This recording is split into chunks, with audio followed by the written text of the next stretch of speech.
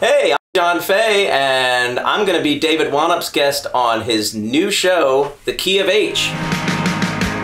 Here in Hell's Hammer, just thinking of deviltry, planet white panics, a hat that's so old. I'd rather write about her in my diary. Could she be mine without selling her soul? Dirty deeds from a demon seed don't excite me anymore. So you're down there in Newark, Delaware, living a okay life, I would imagine. And Sure, it was okay. Yeah. And this thing called the Caulfields happens. How did that all come about? Well, it's certainly not something that I would say it just happened. So the Caulfields kind of grew from the remnants of a band that all of us were in prior to that. That was basically the band that we had all throughout college, going to University of Delaware. And then one of our members left. Mm-hmm. And that was kind of a turning point for me, because up until that point, I was just sort of like the front man, lead singer of the group. I didn't really fully... I was writing some songs by myself, but I really hadn't come into my own as a songwriter, and I was still sort of rudimentary guitar player. And but you were a drummer originally, right? Yeah, I started out as the drummer in that band, and then I became the drummer singer, and then we made the executive decision to fire me as the drummer so I could just be the front man. Mm-hmm. And that's when things kind of started to propel the band along. You know, the singing drummer thing only works for like 3 groups, you know, the band, Genesis, and Jellyfish. But anyway,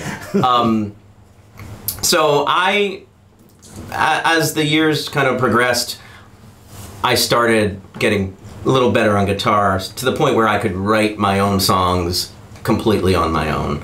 And once we had a personnel change in the former band, that's kind of where the turning point happened. We rebranded, as they say, took the name The Caulfields, and I started to become the primary songwriter, and that's when things kind of took a different direction. And eventually, and to be very frank, things did not go great for the Caulfields in the beginning, you know, because the scene where we were living was not the worst, but it was certainly nothing like Seattle or anything at the time. Right, yeah. And we were all working like really crap jobs that, you know, were making us really unhappy. And when I speak to a couple of the members of the band today, we all agree that, you know, we might have been probably about 6 months from just like throwing in the towel completely on music when we had a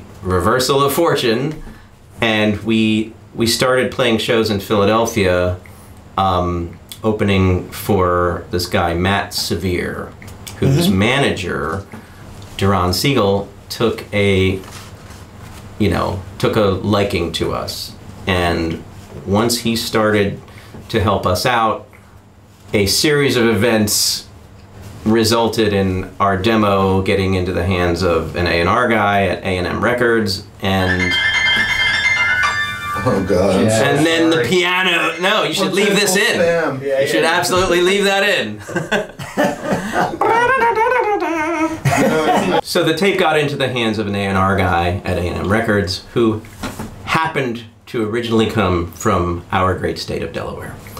And this guy was doing A&R for like big names at that label at the time. He was like A&Ring like Sting, Janet Jackson, people of that nature, but he hadn't really signed any bands to the label yet. So right. We were one of the first bands that he signed right. on his own. And so that's probably like the turning point, which is the reason that you and I are sitting here today.